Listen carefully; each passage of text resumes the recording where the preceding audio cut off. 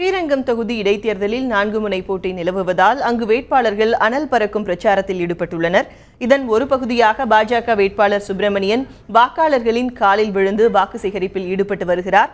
இது தொடர்பான கூடுதல் விவரங்களை எமது செய்தியாளர் விஜயகோபாலிடம் கேட்கலாம்.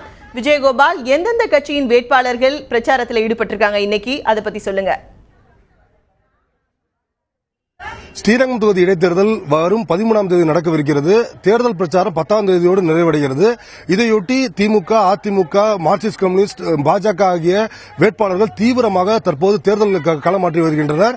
குறிப்பாக சொல்ல வேண்டும் என்றால் அதிமுக வேட்பாளர் வளர்மதி மணப்பாறை ஒன்றியத்துக்கு உட்பட்ட சின்னசமுத்திரம் பகுதியில் அமைச்சர் செந்தில் பாலாஜி மற்றும் புறநகர் மாவட்ட செயலர் ரத்னவேல் தலைமையில் அவர்கள் பிரச்சாரம் செய்து வருகின்றனர். திமுக வேட்பாளரை பொறுத்தவரை அந்தநல்லூர் மற்றும் மணிகண்டம் ஒன்றியத்துக்கு உட்பட்ட இனியானூர், நாச்சிக்குறிச்சி உள்ளிட்ட பகுதியில் தீவிரமான பிரச்சாரத்தில் ஈடுபட்டு வருகின்றனர். அவருக்கு ஆதரவாக முன்னாள் அமைச்சர்கள் நேரு, ஐ பெரியசாமி, தேனி மற்றும் மதுரை மாவட்ட செயலாளர் உடன் இருந்தனர். இதேபோல மார்க்சிஸ்ட் கம்யூனிஸ்ட் வேட்பாளர் பெட்டவாய்த்தலை உள்ளிட்ட பகுதிகளில் தீவிர பிரச்சாரம் மேற்கொண்டு வருகிறார். குறிப்பாக இந்த பிரச்சாரத்தின் போது குறிப்பாக சொல்ல வேண்டிய விஷயம் என்றால், தற்போதுதான் பாஜக வேட்பாளர் சுப்பிரமணியம் தனது தீவிர பிரச்சாரத்தை அதாவது களமிறங்கியிருக்கிறார்.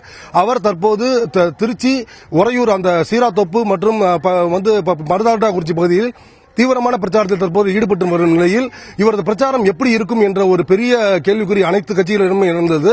இவர் அனைத்து வேட்பாளரை நேரில் சந்தித்து காலில் விழுந்து ஆசீர்வாதம் வாங்கி தனக்கு ஓட்டுமளிக்க முடிபடியும், மோடியின் வளர்ச்சி திட்டங்கள் தமிழகத்திலும் கிடைக்க வேண்டும், ஸ்ரீரங்கம் முன்மாதிரியாக வர வேண்டும் என்றால், முன்மாதிரி நகரமாக மாற வேண்டும் என்றால் தாமரை சின்னத்துக்கு வாக்களிங்கள் என்று அவர் கூறி வாக்கு சேகரித்தது பொதுமக்களையும் வேட்பாளரையும் பெரிதும் கவர்ந்தது. விஜயகோபால், வேட்பாளர்களோட பிரச்சாரம் பத்தி சொன்னீங்க. பிரச்சாரத்தின் போது மக்களுக்கு அவர்கள் என்ன மாதிரியான வாக்குறுதிகள் அளிக்கிறாங்க? ஸ்ரீரங்கம் தொகுதியை பொறுத்தவரை பல்வேறு நலத்திட்ட பணிகள் அதிமுக அரசு சார்பில் பல்வேறு நலத்திட்ட பணிகள் ஏராளமாக செய்யப்பட்டிருக்கின்றன. ஆனாலும் கூட கடைநிலை மக்களுக்கு வேண்டிய அடிப்படை வசதிகள், சாலை, குடிநீர், தெருவிளக்கு உள்ளிட்ட பல்வேறு வசதிகள், ரேஷன் கடையில் உரிய பொருட்கள் கிடைக்கவில்லை உள்ளிட்ட பல்வேறு குற்றச்சாட்டுகள் பொதுமக்களிடம் தொடர்ச்சியாக எழுப்பப்பட்டு வருகின்றன. இந்த வேட்பாளர்கள் அதை மேற்கொண்டு எந்த வேட்பாளராக இருந்தாலும் தங்களது வேட்பாளர்கள் பொதுமக்களை சந்திக்கும் பொழுது, உங்களது அடிப்படை பிரச்சனையை நான் தீர்ப்பேன், ரேஷன் கடையில் உரிய பொருட்கள் கிடைக்கும், சாலையை சீரமைப்பேன், தெருவிளக்கு கொடுப்பேன் உள்ளிட்ட அடிப்படை வசதிகளை சொல்கின்றனர்.